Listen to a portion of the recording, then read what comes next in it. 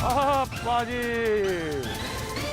भैया जी, कहीं में आपका एक बार फिर स्वागत है। और मैं बिल्कुल नॉर्थ ब्लॉक, साउथ ब्लॉक और पीछे पार्लियामेंट हमारे वहाँ पे मौजूद आप सभी लोगों का स्वागत करता हूँ। बहुत बहुत शुक्रिया। लेकिन आज मन भी बोझिल थोड़ा सा, और दिन भी जिस तरह से शुरू हुआ वो बहुत बोझिल हुआ। लेकिन तमाम सारी चीज़ों के बीच में फिर दिन शुरुआत होता है, और लड़ना जिस वक्त में हम रह रहे हैं, जहाँ जो समय हमारा चल रहा है, उसमें खबरें जरूर आएंगी, लेकिन उसके बीच में भी लड़ते रहना है और खड़े होना है। उसके लिए जो हमारा कल है, जो हमारा भविष्य है, वो बहुत महत्वपूर्ण है। उसी के लिए आपको रास्ता निकालना है। तमाम सारे संयोजन जो भी हैं वो करने पड़ेंगे और कर रहे हैं। बहुत बहुत शुक्रिया साहब, क्योंकि जब शाम को हम आपसे मिलते हैं तो दो चार बातें जब हम आपसे करते हैं, दो चार बातें जब आप मुझसे कहते हैं, मैसेजेस के जरिए, व्हाट्सएप के जरिए या प्रतिक्रियाएं आती हैं, तो बात कुछ बनती है। आज जो बातचीत हम करने जा रहे हैं वो हमारी व्यवस्था की रीढ़ है, हमारी व्यवस्था की गति है, हमारे पूरा आधार स्तंभ है। जी हाँ, पिछले एक महीने से परेशान है। कभी वो सड़कों पे पैदल चलने लगते हैं, कभी गांव की तरफ सफ़र करने लगते हैं, कभी कभी खबरें आती हैं कि वो 700-800 किलोमीटर चलने का साहस रख लेते हैं और पहुंच भी जाते हैं। हम भारतीय मजदूरों की बात कर रहे हैं। जी हाँ, 1 मई है, मुझे याद है, भारतीय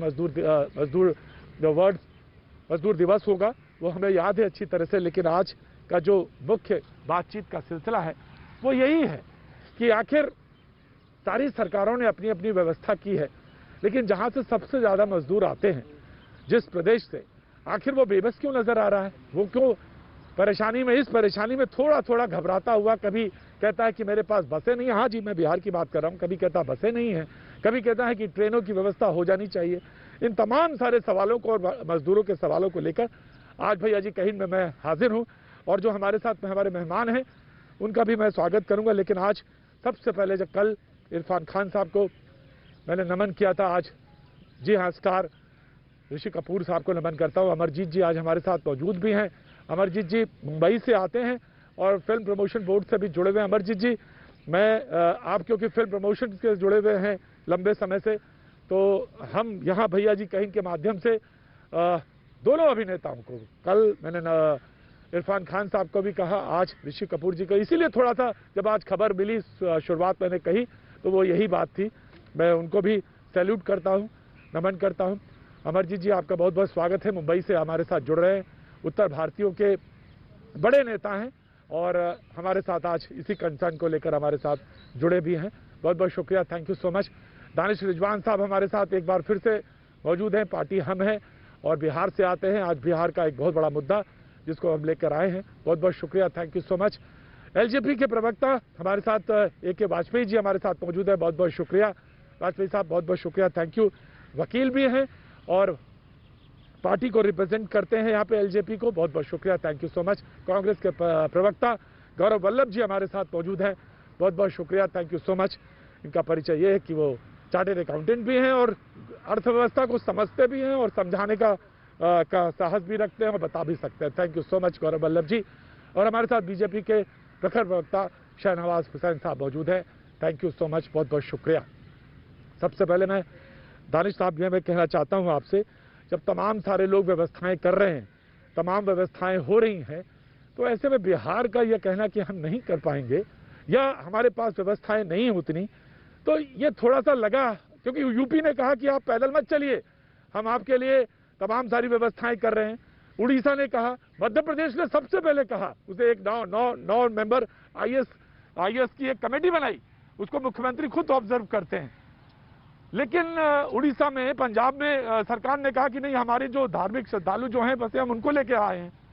वो तमाम सारी सरकारों ने कहा, हरियाणा ने यही बात कही। लेकिन बिहार का ये कहना थोड़ा सा समझ में नहीं आया, ये क्यों ऐसा बात आई? जबकि अमरजीत जी ज्यादा बेहतर बताएंगे कि उनके यहाँ तो कितने लोग फंसे हुए हैं।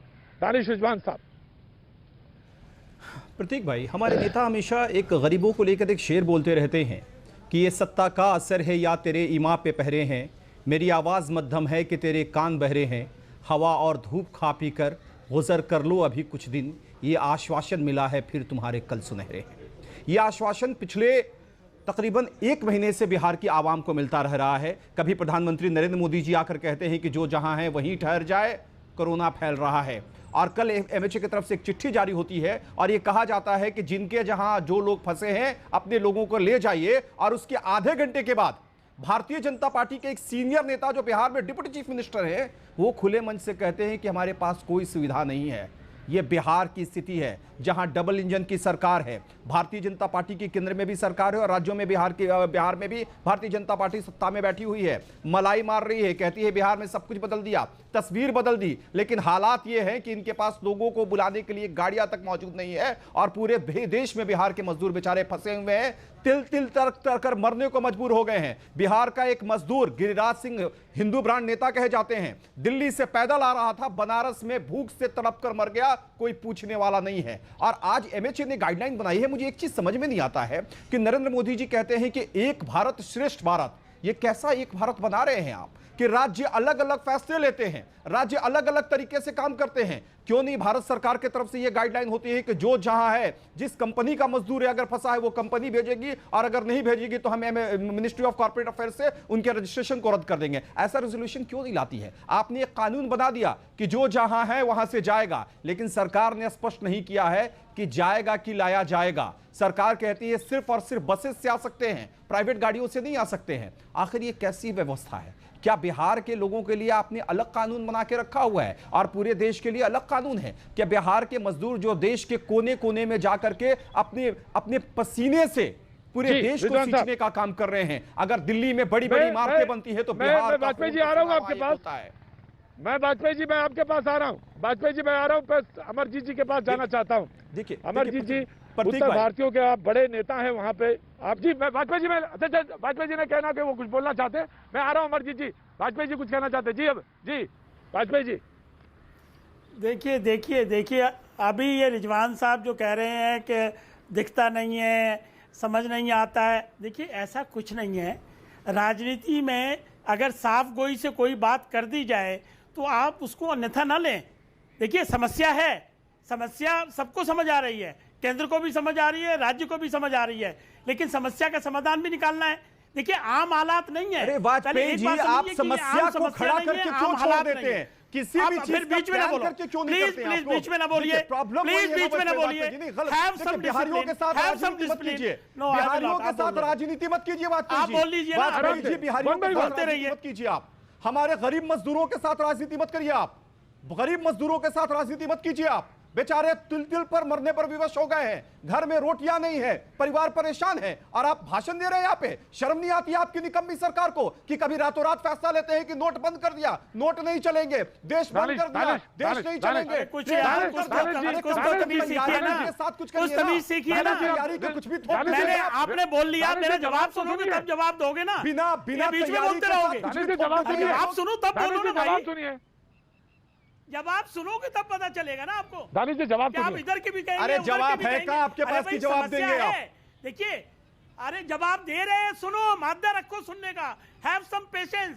सुनोगे तो जवाब दोगे ना, रिबटल करोगे या पहले ही जवाब देने लगो। सुनिए देखिए समस्या है, आप बोल लो ना, मैं तो सुन रहा हूं आपकी बातों को। की समस्या है, किसानों की समस्या है, कोटा में जो लोग स्टूडेंट फंसे हैं उनकी समस्या है, लेकिन साथ साथ ये भी समस्या है कि बिहार सरकार के पास कितने साधन है और उस साधन को कैसे बढ़ाना है। अरे 15 साल से क्या कर रहे हैं आप? किसी सज्जन ने 15 साल के से शासन में क्या कर रहे हैं आप कि अभी तक समस्या है? This is not fair. अरे 15 साल से हुकूमत कर रहे हैं आप, 15 साल का बच्चा मैट्रिकुलेशन पास आउट हो जाता है। बोलते रहे, मैंने तो बीच में नहीं बोला। आप अगर सुनेंगे नहीं तो आपको समझ नहीं आएगी। 15 साल का बच्चा मैट्रिक पास कर जाता है। वहां 30 बसें खड़ी कर दी, 20 साल होने को है आपकी कोटा हुकूमत में को। जाके 30 बसें स्टूडेंट को लाने को खड़ी कर दी, लेकिन वहां की सरकार कहती है कि हम 30 बसों को नहीं जाने देंगे, जब तक आप 200 बसें नहीं लाएंगे हम स्टूडेंट को नहीं जाने देंगे। तो क्या ये सही बात है? आप क्यों ब्लेम करना चाहते हैं बिहार की सरकार को? नीतीश बाबू को पीछे क्यों खड़े हुए हैं? देखिए एक समस्या आई है, उसका समाधान निकाल रहे हैं। चीफ सेक्रेटरी को सरकार ने कह दिया कोटा में बस अवेलेबल कराया है। क्या गलत बोल रहे हैं वाजपेयी जी? वाजपेयी जी बिहार के जनता को गुमराह मत कीजिए, झूठ मत बोलिए। बिहार सरकार ने बस नहीं भेजी है, गलत बोल रहे हैं, गलत बोल रहे हैं आप, झूठ बोल रहे हैं, आप झूठ बोल रहे हैं। नहीं हो पाएगी, दानिश दानिश दानिश जी अरे आप सुनिए ना, फिर जवाब दीजिए। क्यों दानिश दानिश दानिश दानिश जी दानिश जी आपको दानिश जी दानिश दानिश जी नहीं, आप झूठ बोलेंगे तो मैं सुनूंगा। एक बस का नंबर बताइए बिहार सरकार क्या ने झूठ बोला, बोलिए क्या झूठ बोला, दानिश जी बताइए क्या। दानिश जी मैं एक बात कहना चाहता हूँ, दानिश जी मैं एक बात कहना चाहता हूँ, बहुत स्पष्ट रूप से कहना चाहता हूँ, बहुत स्पष्ट रूप से कहना चाहता हूँ, तमाम सारे लोग, तमाम मजदूर मुंबई में हो चाहे कोलकाता में हो चाहे कहीं हो, ये प्रोग्राम देखते हैं और वो इस देख के आपके आश्वासन को समझेंगे कि सरकार क्या कर रही है। इसलिए सवाल आपने बहुत अच्छा उठाया है दानिश जी, रिप्लाई आने दीजिए वाजपेयी जी का, शाहनवाज बैठे, गौरव वल्लभ बैठे। सीधे झूठ बोल रहे हैं प्रतीक जी, ये कह रहे हैं 30 बसेस भेजिए कोटा में। कहाँ है 30 बस कोटा में? ये झूठ बोल रहे हैं ना। अरे भैया आपको मालूम नहीं है, पूरी जानकारी के साथ बैठा करिए। अरे भाई कांग्रेस के प्रवक्ता मौजूद हैं, अगर दानिश अगर झूठ बोल रहे हैं, कांग्रेस के प्रवक्ता मौजूद हैं, गौरव वल्लभ मौजूद हैं, अगर झूठ बोल रहे हैं तो जवाब आएगा। गौरव वल्लभ मौजूद हैं, दानिश अगर ये झूठ बोल रहे हैं तो जवाब के लिए वो मौजूद हैं। मैं आना चाहता हूं, लेकिन मैं एक छोटा सा पहले अमरजीत जी के पास जाना चाहता हूं। मैं आ रहा हूं गौरव वल्लभ, मैं आ रहा हूं।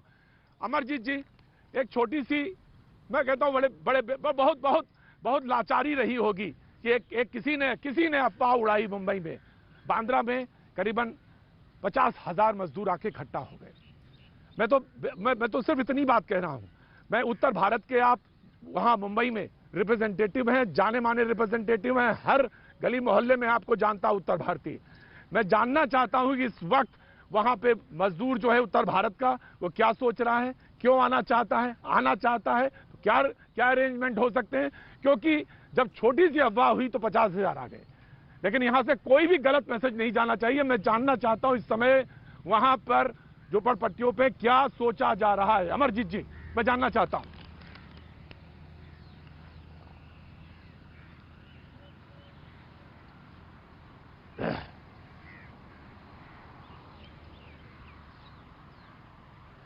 अमरजीत जी, आपको आवाज आ रही है मेरी? अमरजीत जी, आपको आवाज आ रही है? सवाल था, मैं ये सवाल पूछ रहा हूं आपसे कि इस वक्त मुंबई में क्या सोचा जा रहा है, क्या उत्तर भारतीय सोच रहा है जो मजदूर काम करता है, मिले बंद है, काम धंधा बंद है, वो घर पे जाना चाहता है, क्या आश्वासन है? जब बिहार ने तो कह दिया, अब आपको जानना चाहता हूं वहां पे क्या इस वक्त सोच रहे हैं वो लोग। देखिए, पिछले एक सप्ताह से मैं ये मुहिम शुरू रखा हूँ कि प्रवासी मजदूर परेशान है, महाराष्ट्र की सरकार ध्यान नहीं दे रही है, उनको राशन तक देने के लिए उनके पास न समय है न पैसा है, वो उनकी शुद्ध भी नहीं ले रही है। और अभी जो सत्यवान आपके सत्यवादी रिजवान साहब बोल रहे थे, ये पहली केंद्र की सरकार है जो प्रवासी मजदूरों के संबंध में सुध ली है, जिसने गृह मंत्रालय ने एक आदेश निकाल कर कहा है कि ऐसे प्रवासी मजदूरों को नहीं तो एक प्रदेश दूसरे प्रदेशों की तरफ आंख उठाकर देख रहा था कि उनकी तरफ से हमें क्या आदेश आता है। ये पहली सरकार है जो इस तरह से प्रवासी मजदूरों के बारे में सोच रही है। इसलिए मैं सबसे पहले तो गृह मंत्री जी का साधुवाद देता हूं कि जिन्होंने गरीब प्रवासी मजदूरों के बारे में सोचा। इसलिए, और यहाँ की सरकार ने अपने नजारा देखा होगा कि जब बांद्रा में ऐसे लोग बड़े पैमाने पे जुटे थे और सारी कानून व्यवस्था ध्वस्त हो चुकी थी, न कानून व्यवस्था का ठिकाना है न सामान्य आदमी के पास कुछ सुविधा पहुंच रही है। आपको मैं बता दूं कि जिस तरह से उत्तर भारतीय सुन रहे हैं आपको, उत्तर भारतीय सुन रहे हैं आपको अमरजीत भाई, क्या बोल रहे हैं? एक छोटी सी अफवाह पर 1 लाख लोग स्टेशन पे इकट्ठा हो जाते हैं, ये हालात है। एक छोटी सी अफवाह पर 1 लाख लोग स्टेशन पर इकट्ठा हो जाते हैं। ये केंद्र सरकार को आप धन्यवाद दे रहे हैं, ऐसी सरकार को। उत्तर भारतीयों की ही लड़ाई लड़ता हूं मैं, और इसलिए मैं आपको बता देना चाहता हूं। तो देख रहे हैं ना क्या बोल रहे हैं आप? एक छोटी सी अफवाह पर 1 लाख लोग प्लेटफॉर्म के बाहर खड़े हो जाते हैं, एक छोटी सी अफवाह पे। ये तैयारियां है केंद्र सरकार की।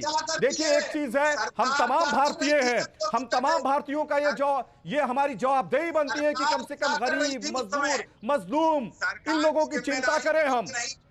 ये राजनीति का वक्त नहीं है, ये राजनीति का वक्त नहीं है। अगर मेरा भी कोई कहीं फंसा हुआ है तो हमारी जवाबदेही बनती है कि हम उनको घरों तक पहुंचा दें। अमरजीत जी ठीक है, दानिश ठीक है, दानिश अमरजीत जी को बोलने दीजिए। दानिश, कानून व्यवस्था संभालने वाले जो लोग यहाँ पर बैठे हुए हैं ना, जिनको तो सभी पार्टियां मिलकर समर्थन तो दिल्ली में, तो फिर दिल्ली में क्या हुआ था भाई? दिल्ली में भी उद्धव ठाकरे की सरकार है क्या? दिल्ली में भी उद्धव ठाकरे की सरकार है क्या कि दिल्ली स्टेशन पे इतने लोग इकट्ठे हो गए थे? कहिए कि दिल्ली में निकम्मे लोग बैठे हुए हैं जो पुलिस महकमे को डील कर रहे हैं। अगर महाराष्ट्र मुंबई में लोग बांद्रा में इकट्ठे हो जाते हैं तो दिल्ली में भी तो इकट्ठे हो गए थे। तो कहिए दिल्ली में गलत हुआ है। आप मुंबई की घटना को तो खोज रहे हैं लेकिन दिल्ली की तो बात नहीं कर रहे हैं। आप एक पक्षीय का बात मत करिए। जो लोग कहीं फंसे, ये सरकार की जवाबदेही है कि उनको उनके घरों तक पहुंचाए।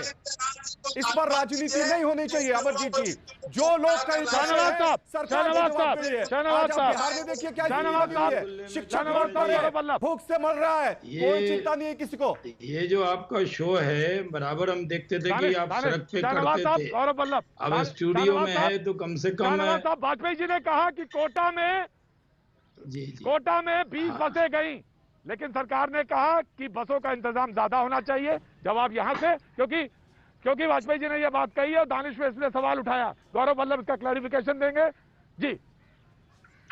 देखिए, जब लॉकडाउन हुआ, कोरोना वायरस का जब बड़ा खतरा हुआ, तो इसको बचाने के लिए सबसे बड़ा कारगर कदम था लॉकडाउन। उसमें बहुत से लोग, सिर्फ बिहार के लोग नहीं, जो अन्य जगह के भी लोग हैं, चाहे वो दिल्ली के हों या मुंबई के, वो जहाँ थे वो भी फंस गए। लेकिन क्योंकि प्रवासी मजदूर ज़्यादातर बिहार, यूपी, उड़ीसा और झारखंड के थे, तो वो बड़ी तादाद में फंसे। उनकी पूरी चिंता जहाँ जहाँ सरकारें हैं वहाँ वहाँ की गई, और भारतीय जनता पार्टी ने भी और अपने एनडीए के कार्यकर्ता ने भी उनकी मदद करने का काम किया। अब ये उनको जो बाहर, उनको जाना नहीं जाना, जब मुख्यमंत्री की बैठक हुई तो उसमें तय हुआ कि जो प्रवासी मजदूर हैं, अगर वो छात्र हैं या मजदूर हैं या जो लोग फंसे हुए हैं, वो जाना चाहते हैं तो उनकी जांच करके उनके राज्य में भेजा जाए। ये निर्णय कल ही तो हुआ है, और कल निर्णय के बाद राज्य सरकार पूरा कोऑर्डिनेशन कर रही है अलग अलग स्टेट में जहां लोग हैं। लेकिन कोरोना पर सिर्फ राजनीति करने से, यहाँ सिर्फ बोलने से नहीं होगा, काम तो हम ही को करना है, सरकार को करना है। मध्य प्रदेश ने बड़ा अच्छा काम किया, मध्य प्रदेश ने अच्छा काम किया, उड़ीसा ने अच्छा काम किया, जी बड़ा अच्छा काम किया उन लोगों ने।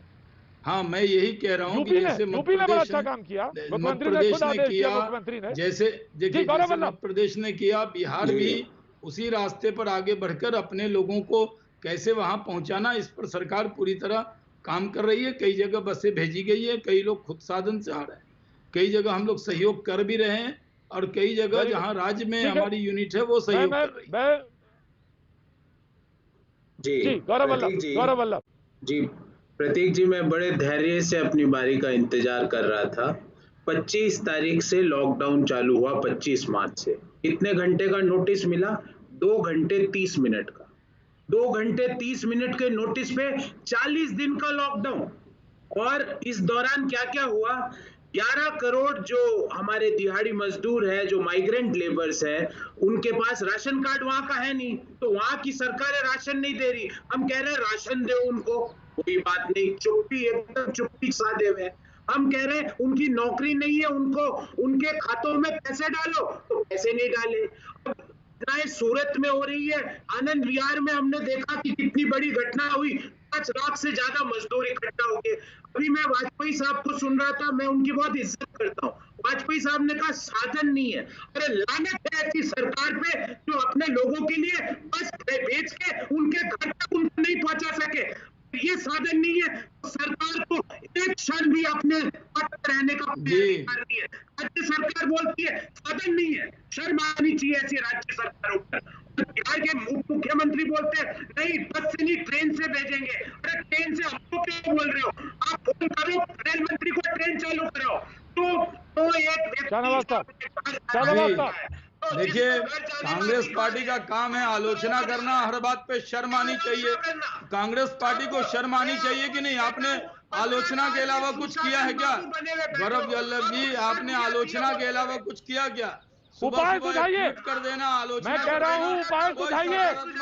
सहयोग नहीं है। मैं कह रहा हूँ गौरव वल्लभ शाहनवाज साहब उपाय सुझाएं। बिहार के मजदूरों को यहाँ से वापस कैसे जाएंगे, किस तरह जाएंगे, जो जाना चाहते हैं। अगर अब खतरा जो है उसको जानते हुए गौरव जी आप अपनी बात को काट रहे हैं। आप लोग कहते हैं, राहुल जी कहते थे कि जल्दी बंद कीजिए। गौरव जी मैं आपका जवाब दे रहा हूँ।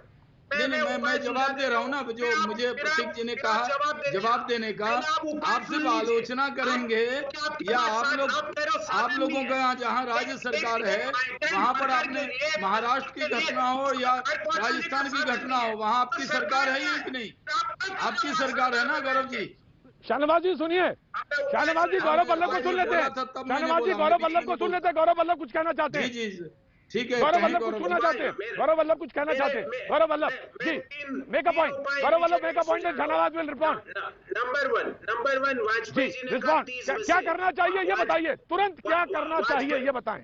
वाजपेयी जी ने कहा 30 बसें। वाजपेयी जी मुझे तुरंत उन 30 बसों की आप डिटेल दो। मैं आपको कहता हूं 2 घंटे में वहां से उन बसों में मजदूर में रवाना करने की जिम्मेवारी लेता हूं। डिटेल दो वाजपेयी जी। अगर आपके बात में सत्यता है तो इस प्रोग्राम के खत्म होने तक उन 30 बसों की डिटेल, बस नंबर कहाँ खड़ी है, मैं उसमें बैठा के भिजवाने की आपको अभी भेजी जाएगी। अभी भेजी जाएगी। Number 2 Gaurav ji within 5 minutes भेजी जाएगी। मैंने पैच अपने फोन से किया नहीं, अभी खोल के दिखा देता है आपको। I have received the message on WhatsApp and I have send patch इससे किया नहीं, मैं अभी खोल के दिखाता हूं आपको। पेजी को भी सुन लीजिए भाई, जो बात ठीक है Gaurav Vallabh second point. Gaurav Vallabh second point. ऐसे मत करिए। Gaurav Vallabh second point. ठीक है वाजपेयी जी। शासन कह रहा है वाजपेयी जी गाड़ियों के नंबर लिए जाएंगे। वाजपेयी जी गाड़ियों के नंबर लिए जाएंगे। Gaurav Vallabh second point. Gaurav Vallabh second point. गाड़ियों के नंबर वाजपेयी जी आ रहा हूँ। देखिए ये वाजपेयी जी मैं आ रहा हूँ। वाजपेयी जी मैं आ रहा हूँ। मेरा फोन नहीं तो मैं अभी खोल के दे रहा हूं। राज्य सरकार के पास उनकी बसें नहीं है। ये प्रोग्राम अफकोर्स वाजपेयी जी आ रहा हूँ। वाजपेयी जी आ रहा हूँ मैं। मंत्रालय से कहेंगे उसको फ्री करें। आपके पास बसें नहीं है। एक सेकंड, सरकार के पास बस नहीं देखिए है। गौरव वल्लभ देखो, हम किसी चीज को गलत तरीके से पेश नहीं कर सकते हैं और ना हमारा इस तरह का व्यवहार है। व्हाट्सएप पे मैसेज बाकायदा ठीक है वाजपेयी जी आप second your point. Vajpayee ji आप second your point. Vajpayee ji लेकिन क्योंकि वाजपेयी जी आप second your point. Vajpayee ji आप सेकंड योर पॉइंट। मैंने आपका पॉइंट लिया। आपके पास डिटेल्स हैं वाजपेयी जी, आपके पास डिटेल्ड हैं। गौरव को भेजेंगे detail. Second point and third point. Gaurav second and third point जल्दी। सेकंड एंड थर्ड पॉइंट ये है कि सेकंड पॉइंट ये है कि सरकार के पास बसें नहीं है तो भाड़े पे बसें लें। बिहार में खूब भाड़े की प्राइवेट बसें, भाड़े की बसें तुरंत भेजें। जहाँ माइग्रेंट वर्कर्स है लोगों को ऐसे आप घरों में, आप जो नेटिव है उस गाँव में जाने से नहीं रोक सकते। अरे गौरव बाबू आपकी सलाह नहीं चाहिए हमको। हमें ये कहने में कोई ऐतराज नहीं है कि आपने 60 साल राज्य किया है। क्या उस वक्त विपक्ष का यही व्यवहार था जब आपके ऊपर विपदा आई? आपके ऊपर मैं आ रहा हूँ गौरव, आ रहा हूँ। ब्रेक के बाद आना पड़ेगा गौरव मुझे ब्रेक के बाद आना पड़ेगा। वाजपेयी जी अफकोर्स धन्यवाद जी। मैं आ रहा हूँ। अमरजीत जी मैं आपके बाद लौटता हूँ। वक्त छोटे से ब्रेक के बाद मैं फिर वापस होता हूँ। बने रहिए हमारे साथ।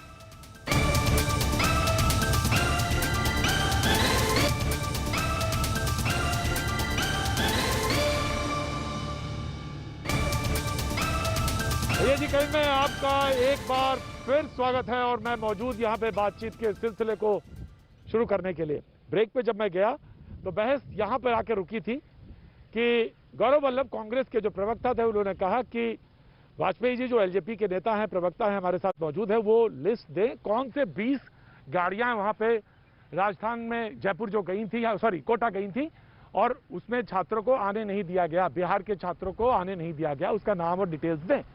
ये बात उन्होंने कही थी ब्रेक पे। मैं चाहूंगा कि वाजपेयी जी अगर जवाब देना चाहेंगे उनको मौका देंगे हम और वो वाजपेयी जी अपनी बात को क्लैरिफाई कर सकते हैं। और गौरव वल्लभ को जो उन्होंने आश्वासन दिया कि मैं तुरंत उसको प्रभाव से वहां से कोटा के बच्चों को निकलवाने का प्रबंध करेंगे। प्रतीक जी मैं जवाब दे सकता हूं? बात कर दीजिए, मैं आ रहा हूं। गौरव वल्लभ, गौरव यू विल गेट चांस। लेकिन एक प्रवक्ता एक हमारे दर्शक हैं, उन्होंने एक बात कही है, दयाशंकर जी। उन्होंने कहा कि बिहार सरकार से ये पूछा जाए प्रतीक भैया जी कि जब रैली होती है गांधी मैदान में तो हजारों की संख्या में गाड़ियां आ जाती हैं, उसमें भर भर के कार्यकर्ता भी आते हैं, श्रोता भी आते हैं, देखने वाले भी आते हैं। वो गाड़ियां कहां से आती हैं, इसका जवाब जरूर दिया जाना चाहिए। अच्छा सवाल है दयाशंकर जी कि जब रैलियां होती हैं तो बहुत सारी गाड़ियां आती हैं, लेकिन दयाशंकर जी एक बात जरूर कहेंगे हम, एक परेशानी है। एक है, सरकार ने हालांकि कहा है कि इन पॉइंट और आउट पॉइंट, क्योंकि जो पंजाब में हो रहा है, जो श्रद्धालु लौटे वहां से नांदेड़ से और वो कोरोना पॉजिटिव होकर लौटे वहां पे कुछ 87 लोग, ये एक चिंता की बात है, इसीलिए ये जो आवागमन था इसको रोका गया।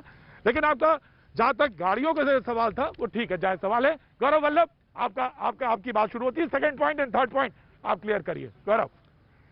सेकेंड पॉइंट ये है कि अगर मान लो कोई राज्य सरकार के पास बसें नहीं है तो राज्य सरकार के पास इतने साधन है कि वो प्राइवेट बसें भाड़े पे ले और अपने लोग जहां जहां फंसे हैं उनकी समुचित व्यवस्था कराए। तो व्यवस्था के लिए 2 पॉइंट मैं और बोलना चाहता हूं। पहले उनकी जांच करे, जो माइग्रेंट वर्कर्स है, जांच के बाद उनकी जर्नी स्टार्ट करे और जर्नी स्टार्ट करके उनको पहले 15 दिन क्वारंटाइन करे ब्लॉक पे या डिस्ट्रिक्ट हेडक्वार्टर पे, उनको सीधा गांव ना भेजे। अगर बहुत ज्यादा नंबर है तो ब्लॉक लेवल पे, क्योंकि अभी जब लॉकडाउन की स्थिति है तो काफी सरकारी बिल्डिंग्स खाली है, वहां पे उनको क्वारंटाइन करे 15 दिन और उसके बाद 15 दिन बाद उनको वहां अपने अपने गांव की ओर प्रस्थान कराए। देखिए, नियत होगी ना तो नीति बन जाएगी। ये गवर्नेंस का पहला प्रिंसिपल है कि नियत जरूरी है, नीति बनाई जा सकती। थर्ड पॉइंट गौरव, थर्ड पॉइंट। थर्ड पॉइंट ये, मैंने 2 पॉइंट को मिक्स कर दिया। थर्ड पॉइंट ये था कि जो माइग्रेंट वर्कर्स है, very good. Now Vajpayee ji want to respond. Vajpayee ji respond करेंगे, मैं शहनवाज के पास जाना चाहता हूं। जी प्लीज। ठीक, वाजपेयी जी रिस्पॉन्ड करना चाहते हैं गाड़ी वाली पॉइंट पे। ये मैं उसी पॉइंट पे रिस्पॉन्ड कर रहा हूं। गाड़ी वाले पॉइंट पे ये है कि मेरे पास लिस्ट आ रही है और ये मेरा पैच फोन आपके उससे है, जैसे ये फ्री होगा मैं इनको पूरी लिस्ट भेज दूंगा। और बस अड्डे पे 30 बसें खड़ी हैं, 20 नहीं है। आई एम सॉरी गौरव वल्लभ जी, अभी आपको भेजूंगा। नंबर 1। नंबर 2, देखिए ये समस्या से हम लोग डिनाई नहीं कर रहे। नंबर 3 ये है कि हम भी अरेंजमेंट कर रहे हैं, नीतीश बाबू अरेंजमेंट कर रहे हैं। पहले प्रॉब्लम थी कि लॉकडाउन की जो गाइडलाइंस थी उसके तहत नहीं लाया जा सकता था, नीतीश बाबू का ये स्टैंड था। देखिए, हमारे चिराग पासवान जी ने भी होम मिनिस्टर से बात की, नीतीश बाबू ने अपनी बात प्राइम मिनिस्टर से, जब चीफ मुख्यमंत्री की मीटिंग थी तब अपनी बात रखी और उसका नतीजा ये निकला कि गाइडलाइंस में एग्जम्पशन मिल गई। कल एग्जम्पशन मिली है, अभी तैयारी शुरू हो रही है, इतने में ये समस्या आ गई 30 बसों वाली, इसको आप सॉर्ट आउट कराइए। दूसरी बात ये कि देखिए, हम लोग समाजवादी बैकग्राउंड से आते हैं, गरीब गुरबा फैमिली से आते हैं। हम लोगों ने देखी है जलालत, हम लोगों का दिल उन्हीं के साथ खड़ा हुआ है। ये बस समझिए कि आपके कहने से हम काम करेंगे। हम लोग पूरी तरीके से मुस्तैद हैं, मजदूर, किसान सब हमारे दिल का हिस्सा है। पूंजीपतियों की सरकार नहीं है हमारी कोई, हम पूंजीपति के साथ नहीं खड़े होते हैं। आप इस पे चिंता न करें, लेकिन आपसे मेरा निवेदन है गौरव वल्लभ, मेरा निवेदन है एक सेकेंड कि आपकी सरकार 60-70 साल सरकार चली आपकी, है ना, और उसमें 2 बार आप पे विपदा आई बड़ी भारी। पाकिस्तान के साथ वार हुई, चाइना के साथ वार हुई, तब हमारा विपक्ष का क्या यही रवैया रहता था? हम आपकी हाँ में हाँ मिलाते थे हर चीज में, हमने कभी विरोध नहीं किया, हमने कभी क्रिटिसाइज नहीं किया। और देखिए इस वक्त जो समस्या है वो कोरोना से लड़ने की समस्या है, महामारी है। मैं अपना जवाब देना चाहता हूँ, आप हमारी मदद करिए, ये ना करिए कि विरोध करते रहिए हर चीज में, नुक्ताचीनी करेंगे तो ये मामला गड़बड़ाएगा। हमको जो मेन लड़ाई लड़नी है उसको तरीके से लड़नी। वाजपेयी जी, माइग्रेंट वर्कर्स को अपने घर पहुंचाने की बात उठाना, क्या ये गलत है? क्या आप इससे आप इसके पक्ष में नहीं है? ऐसी क्यों बातें करते हैं टीवी स्क्रीन पे बैठ के? 40 दिन होने को आ रहे हैं, माइग्रेंट वर्कर के पास ना तो दिहाड़ी मिल रही है, ना राशन कार्ड वहां का है नहीं, तो ना राशन मिल रहा है, और आप उसको अपने घर नहीं पहुंचाने की बात करते हैं। मैं बोलना पड़ेगा, मैं बीच में नहीं बोलता हूँ, मैं बीच में नहीं बोलता हूँ, बॉर्डर पे करीब नहीं बोलता हूँ, 50,000 मजदूर साथी हमारे क्वारंटाइन हो रखे हैं।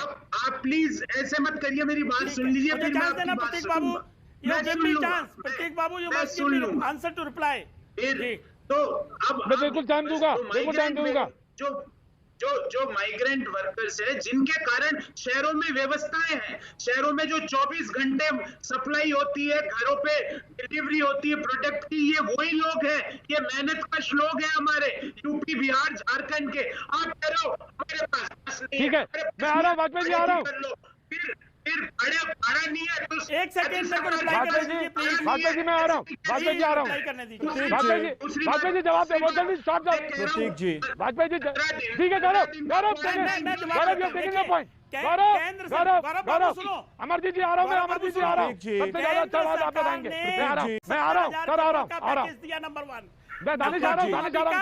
अभी कल परसों गाइडलाइंस में हमने क्या किया है? अरे वाजपेयी जी, इलेक्ट्रीशियन, वाजपेयी जी सुनिए ना, वाजपेयी जी आप लोक जनशक्ति पार्टी के वरिष्ठ नेता हैं और एक सामाजिक कार्यकर्ता भी है। सुन लीजिए, 10 सेकंड में सुनिए। आप लोजपा के नेता, आपके मंत्री हैं, आपके नेता मिनिस्टर हैं, सुन लीजिए ना, मेरी एक इल्तिजा को सुन लीजिए, एक इल्तिजा को सुन लीजिए ना, जो आप कर सकते हैं,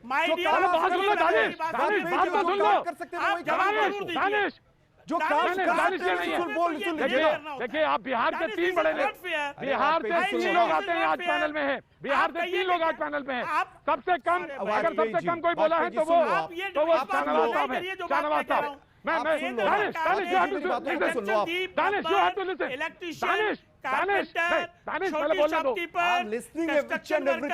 मनरेगा के वर्कर, इन सबके लिए एग्जम्पशन दी कि नहीं दी? नहीं, आप बताइए, इसको डिनाई कर लोगे क्या? नहीं कर पाओगे। अब मैं जवाब दे लूं, मैं जवाब दे लूं, राजनीति न, मैं जवाब दीजिए, दानिश जवाब दीजिए, दानिश जवाब दीजिए। देखिए मेरी दानिश जवाब दीजिए, राजनीति न करिए। एक चीज वाजपेयी जी 40 दिन से लॉकडाउन है। हम लोगों ने कभी ये नहीं कहा कि हमारे लोगों को आप जबरदस्ती बुला लीजिए। हम लगातार केंद्र सरकार से मांग करते रहे हैं। गौरव वल्लभ जी ने जो बातें कही वो अक्षरशः सही है। आपके नेता रामविलास पासवान जी की जिम्मेवारी है कि देश के लोगों को राशन मिले। जो बिहार के मजदूर अलग अलग राज्यों में फंस गए थे, सरकार एक गाइडलाइन जारी कर देती कि आधार कार्ड दिखाइए, राशन लीजिए, कहां कोई दिक्कत थी। लेकिन आपके मंत्री जी सोए रहे हैं, उनको कोई चिंता नहीं रही। आज जब ये मामला सामने आया, और एक चीज मैं आपको और बता देता हूं, सुनिए ना, सुनिए ना, अरे सुनिए ना, आप सुनते नहीं है वाजपेयी जी, यही डिमेरिट है आप में। मैं पूरी जानकारी के साथ बात करता हूँ, आप अधूरी जानकारी के साथ बात कर रहे हैं। नंबर बता दीजिएगा, मैं पॉलिटिक्स से संन्यास लूंगा। आप सुन लीजिए, आप सुनिए वाजपेयी जी सुनिए। अरे वाजपेयी जी, सुनना होगा आपको, सुनना होगा। बिहार के गरीबों का मामला है, सुनना होगा आपको सुनना होगा वाजपेयी जी। अगर सही बात करेंगे तो सुनेंगे, गलत बात पे नेता प्रतिपक्ष बिहार के, सुनिए मेरी बात, बिहार के नेता, अरे भाई सुनिए ना, अरे आप हमको बताइएगा गरीबी, आप हमको बताइएगा गरीबी। आप एसी कमरे में बैठ के आप, अरे तो आप हमको बताइएगा क्या गरीबी मत बताइए, अरे हमें गरीबी मत सिखाइए, हमें आपको मालूम है हमारा नेता कहां पैदा हुआ, आपको जानकारी है? आपको गरीब के पेट से निकल के आए हैं, आप हमें गरीबी क्या बताएंगे? अरे सुनिए ना, आप गरीबी थोड़ी बताएंगे। गरीबों की हमदर्दी। अरे वाजपेयी जी ऐसा सुनिए ना वाजपेयी जी, अरे वाजपेयी जी सुनिए ना यार, आप लोग सुनिए पहले। अरे आप सुनते तो है नहीं, सुनते तो है नहीं, गरीब का बच्चा। देखिए वाजपेयी जी, हमारे नेता प्रतिपक्ष ने बिहार में कहा है, नेता प्रतिपक्ष ने बिहार, अरे नहीं, एक मिनट प्रतीक भाई, नेता प्रतिपक्ष बिहार तेजस्वी यादव ने कहा है कि अगर सरकार के पास बसेस नहीं है, हम 2000 बस दे रहे हैं, अब बिहारियों को बुला लीजिए। आपकी हैसियत नहीं है, मैंने मान लिया, बिहार सरकार निकम्मी है, आप कुछ नहीं कर सकते। आप रैलियों में भीड़ के लिए बसेस का यूज कर सकते हैं, हम बस दे रहे हैं 2000, अब तो बिहारियों को बुला लीजिए। हाथ जोड़कर विनती कर रहा हूं, बिहार के लोग अलग अलग राज्यों में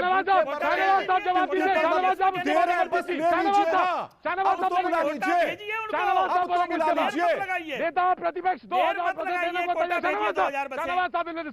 शाहनवाज साहब will respond. शाहनवाज साहब will respond. भैया जी आपको एक बात बता दूं कि एक तो पहली बात तो ये है कि मैं और गौरव वल्लभ जी अपनी बारी में बोलते हैं, तो कम से कम वाजपेयी जी की जो बात हो रही थी उस बात को पूरा करना चाहिए। दूसरी बात ये है कि हम लोग स्काइप पे हैं और रिजवान साहब जो है वो टीवी के कैमरे पे हैं, तो स्काइप पे वो आवाज़ देर से जाती है, तो ज़रा डिबेट को बिहार के लोग देख रहे हैं सिर्फ इल्ज़ाम मत लगाइए, कोई कंस्ट्रक्टिव डिबेट कीजिए।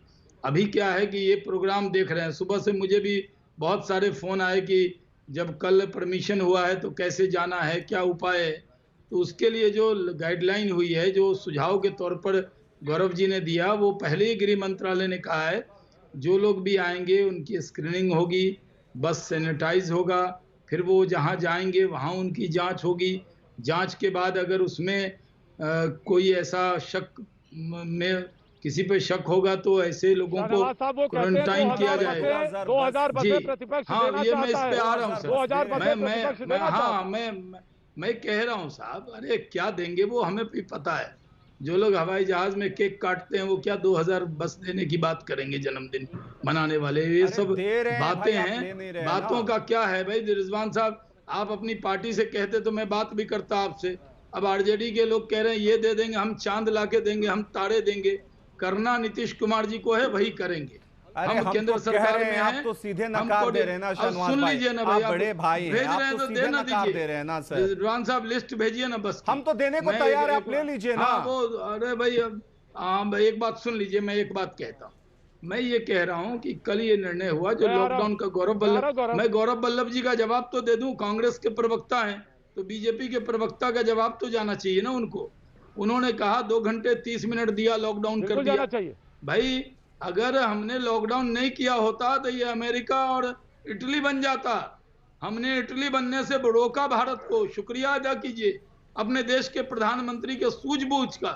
उन्होंने देश लॉकडाउन किया। देश के 90% लोग ने सर्वे में भी कहा कि प्रधानमंत्री ने सही कहा।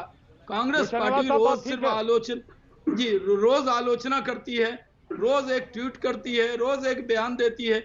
इसके अलावा गौरव वल्लभ जी कांग्रेस पार्टी कोई काम नहीं कर रही। हम जैसे चिंता कर रहे हैं वो, हाँ जब मैं पूरा कर लूं अपनी बात, 1 मिनट तो डिबेट में मिले मुझे। भैया जी 1 मिनट तो दीजिए। इसलिए मैं कहता हूं आपको कांग्रेस पार्टी के जरिए जैसे बीजेपी ने किया कि हम गरीबों को खाना खिलाएंगे, भूखों को खाना खिलाएंगे, कोई कार्यक्रम नहीं। सिर्फ एक ट्वीट करने से आपकी जिम्मेदारी खत्म हो गई। एक रघुराम राजन से आप बातचीत कर लेंगे, उससे जिम्मेदारी खत्म हो गई। आपने सकारात्मक कोई बात नहीं कही। प्रधानमंत्री जी ने किसानों के 8 करोड़ किसानों के खाते में 2-2 हजार रुपए भेजे, जनधन खाते में 500-500 रुपए भेजे, गैस सिलेंडर के 3 महीने का फ्री किया, सबको राशन मिले इसकी पूरी व्यवस्था की गई। क्योंकि जिनके पास राशन कार्ड नहीं है उनको भी दिया गया। प्लस जिनको नहीं मिला वहां बीजेपी के कार्यकर्ताओं को कहा गया हमारे पार्टी प्रेसिडेंट नड्डा जी के जरिए कि तब तक खाना मत खाना जब तक 5 लोगों की चिंता नहीं करना। आज यहाँ रिजवान साहब कह रहे हैं हम 2000 बस देंगे। जनाब जो लोग बिहार के मजदूर सुन रहे हैं, मैं उनसे कह रहा हूं, ये पैनल से नहीं कह रहा हूं, जो मेरी आवाज सुन रहे हैं, आप चिंता मत कीजिए। टीवी पर जो लोग भड़का रहे हैं उनकी बात में मत आइए। पूरी चिंता करेंगे, आप अपने को इनरोल कराइए। बिहार सरकार इस पर पूरी नजर रखे हुए है। गौरव साहब सत्यता बताइए, आपको लेकर गौरव साहब सत्यता बताइए, भड़काइए नहीं। गौरव साहब सत्यता बताइए, भड़काइए नहीं, भड़काइए नहीं। और नहीं रिजवान साहब आप जो बोलेंगे ना वो मजदूर भी सुनेंगे। आप बता दीजिए ना कि कांग्रेस पार्टी क्या सहयोग करने वाली है राजस्थान में। मैं जवाब दे सकता हूं। एक बात गौरव जी, आप बहुत शालीन व्यक्ति है, मैं आपसे एक गुजारिश करता हूं कि आपकी भी पार्टी आरजेडी के साथ वहाँ हुकूमत में थी। आज आप हुकूमत में नहीं है, राजस्थान में आपकी हुकूमत है।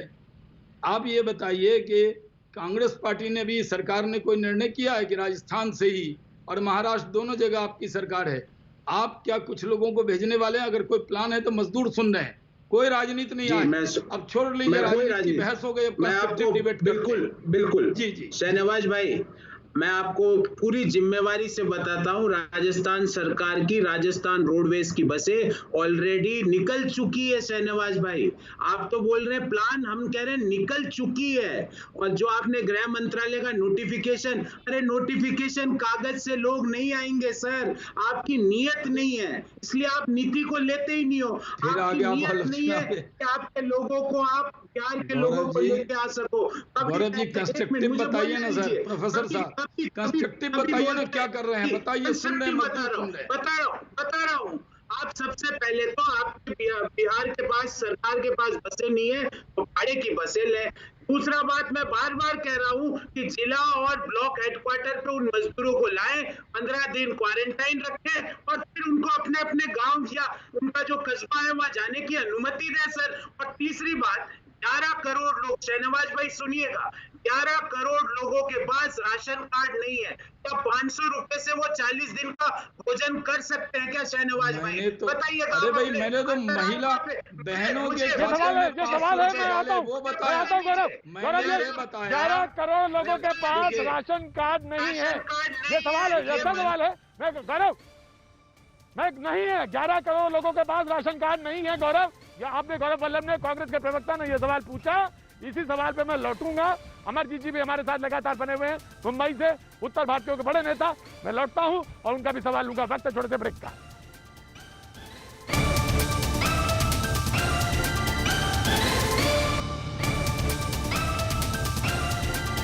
न्यूज़ 18 इंडिया में आपका एक बार फिर स्वागत है। भैया जी, कहीं मैं बातचीत के सिलसिले को एक बार फिर से हम शुरू करते हैं। आज का जो ये पैनल है, उसमें अगर मजदूर की व्यथा को और दशा को सबसे बेहतर कोई समझ रहा होगा तो मुंबई में अमरजीत जी समझ रहे होंगे, और पूरी बहस भी सुन रहे थे और बहस में हिस्से में मौजूद भी थे। मैं उनके पास जाना चाहता हूं, लेकिन मुझे लगता है कुछ टेक्निकल एरर है, उनसे मेरा संपर्क टूटा है। एक बार फिर से कोशिश करेंगे, वहां तक पहुंचेंगे। दानिश, मैं आपके पास वापस लौट रहा हूं। दानिश, मैं आपके पास आ रहा हूं वापस। आपने वो सवाल उठाए थे, आपने कहा कि 2000 बसें हम देने को तैयार हैं।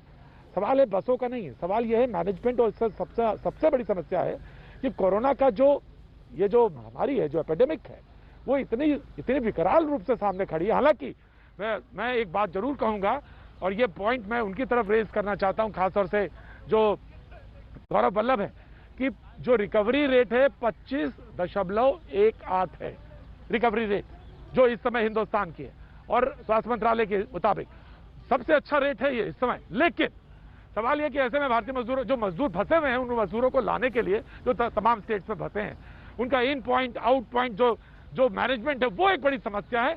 इसकी तरफ ध्यान देना बहुत जरूरी है, अन्यथा एक समस्या से निकाल के दूसरी बड़ी समस्या की तरफ हम खड़े हो जाएंगे। ये बात दानिश, जो बहुत बड़ा पॉइंट है, इसको कहना चाहिए। दानिश, देखिए प्रतीक जी 2000 बिहार सरकार ने साफ तरीके से कहा कि हम मजदूरों को, बिहारियों को लाने के लिए हमारे पास कोई व्यवस्था नहीं है।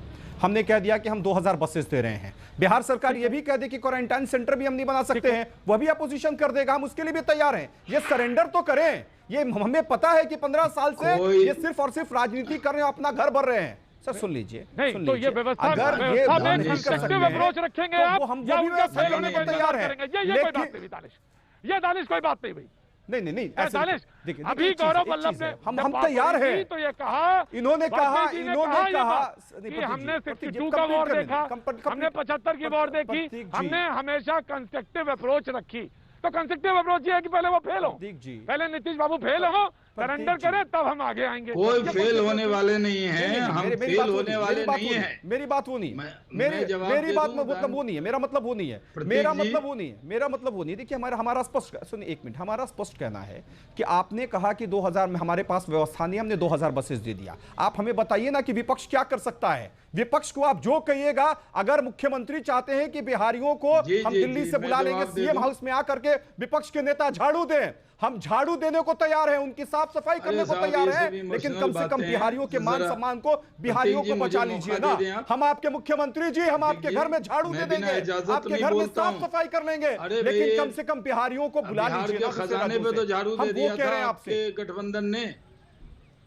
आप लोग जब हुकूमत में थे तो बिहार के खजाने पे झाड़ू लगा दिया था। वो शहनवाज भाई राजनीति मत कीजिए शहनवाज भाई राजनीति। मैं एक चीज कहता हूँ, ये सिर्फ बातें हैं, बिहार के लोगों को बचा लीजिए, बचा लीजिए बिहार के लोगों को, ये कुछ नहीं करने वाले। अरे बिहार के लोगों को बचा लीजिए शहनवाज भाई, सुशील मोदी करेंगे, बिहार के लोग करेंगे, पैसे की कमी नहीं कुछ नहीं करेंगे, ये टीवी पर आकर सिर्फ बातें करेंगे। बीजेपी दुनिया की सबसे बड़ी पार्टी है, दुनिया की सबसे बड़ी रिचेस्ट पार्टी है बीजेपी। बीजेपी के पास पैसे की कमी नहीं है शहनवाज भाई, तो देखिए बुला लीजिए बिहार के लोगों को। अरे आपको लगता है कि अपोजिशन का झाड़ू दे देगा, हम झाड़ू दे लेंगे आपके घर में, लेकिन बचा लीजिए बिहारियों को शहनवाज भाई, हम झाड़ू लगा लेंगे, ये कर लेंगे। अरे कहाँ आप लोग को फुर्सत है, कौन यकीन कर रहा है आप पे? सवाल है। अरे हम तो बोल रहे हैं, आप बोलिए कब आए, आप वक्त बताइए कब आ जाए। प्रतीक जी, कब आ प्रतीक जाए? जी मैं तभी बोलूंगा जब आप मुझे इजाजत देंगे। प्रतीक जी, दानिश भाई ये बात इजाजत दें, झाड़ू लगाने की जरूरत नहीं है। बिल्कुल बिल्कुल बिल्कुल शाहनवाज जी बोलिए जल्दी। एक चीज बिहार के मजदूर आपका डिबेट देखते हैं भैया जी, कहीं ज्यादातर गरीब लोग देखते हैं, क्योंकि आप आम आदमी के बीच की बात करते हैं, इसलिए इस डिबेट को पार्टी का स्कोर मत कीजिए। मैं झाड़ू लगाऊंगा, पोछा लगाऊंगा, यहाँ जाऊंगा, ये सब बातें नहीं, आप अभी नहीं। बुला अभी लीजिए सीधे ना, मैं आपको बुला सीधे लीजिए कहता ना हूं कि हमारी क्या करेंगे कि हमारी आप बुला लीजिएगा, वही हम कुछ करने नहीं को करेंगे तैयार हैं।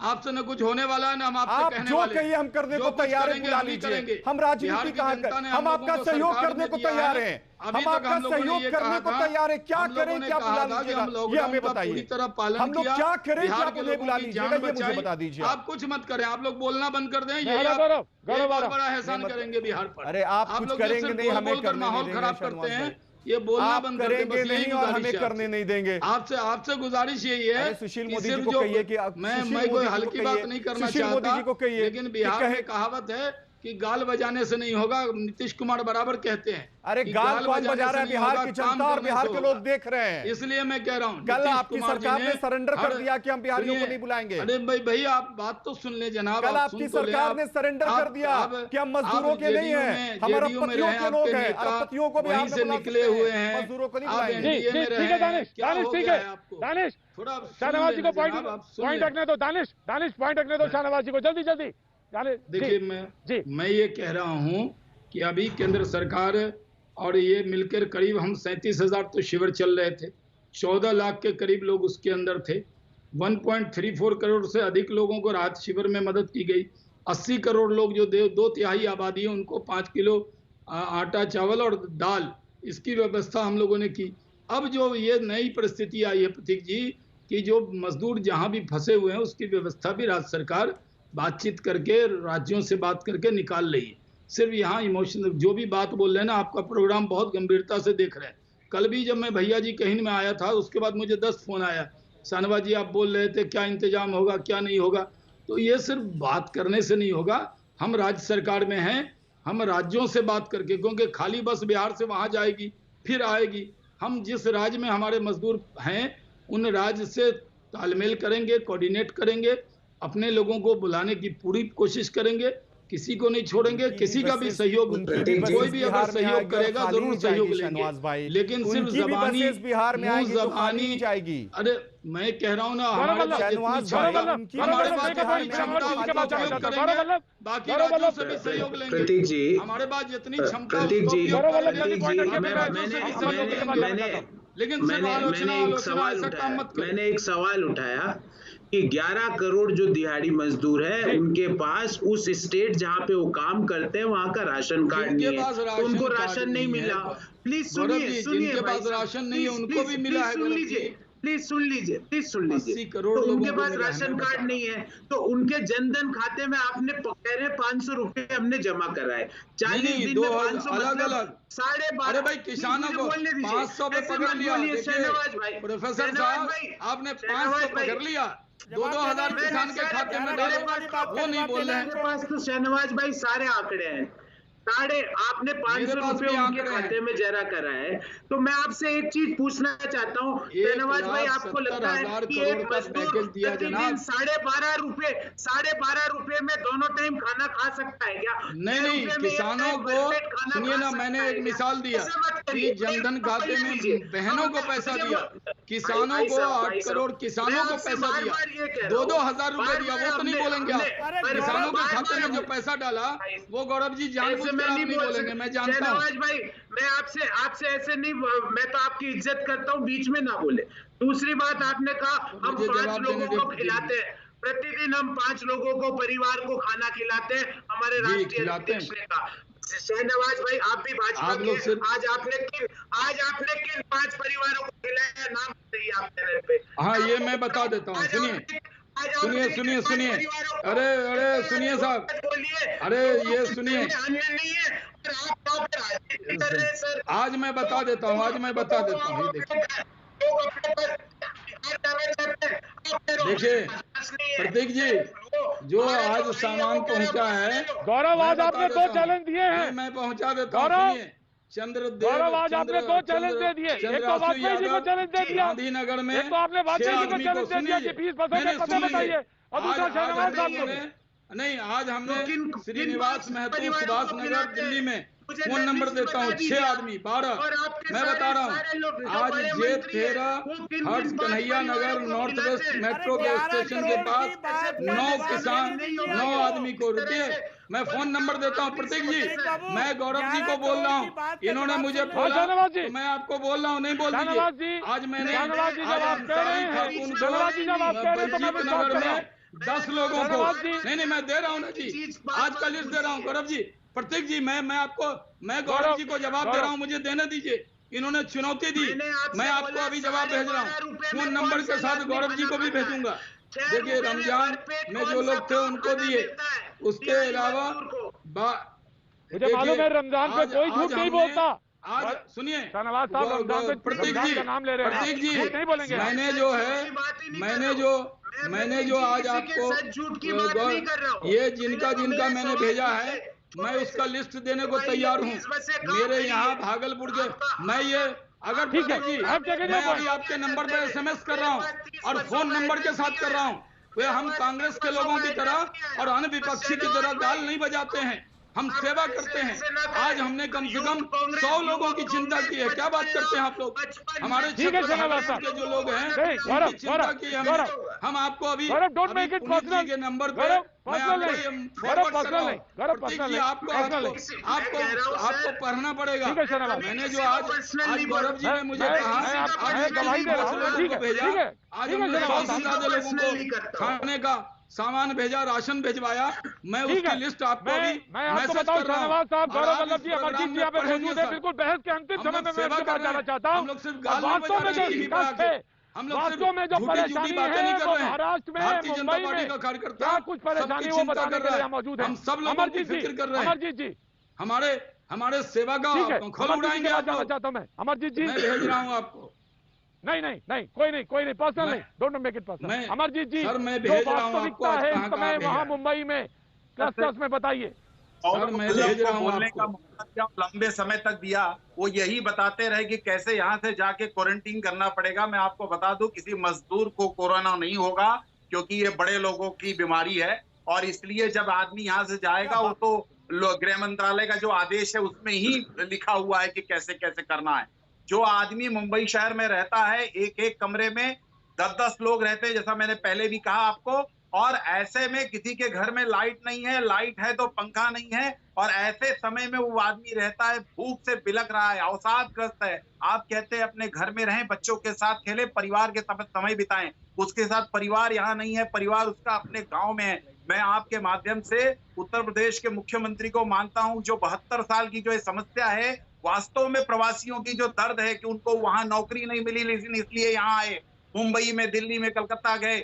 और ऐसे लोगों के लिए एकमात्र पूरे देश का मुख्यमंत्री योगी आदित्यनाथ जी हैं, जिन्होंने कहा कि हम उनको यहाँ लाएंगे भी और उनको नौकरी भी दिलवाएंगे, अब उनको की जरूरत नहीं पड़ेगी। और इसलिए मैं मुंबई के प्रवासी मजदूरों की तरफ से उनका अभिनंदन करता हूं। मैं अमरजीत जी आपकी बात पूरी सुन नहीं पाया।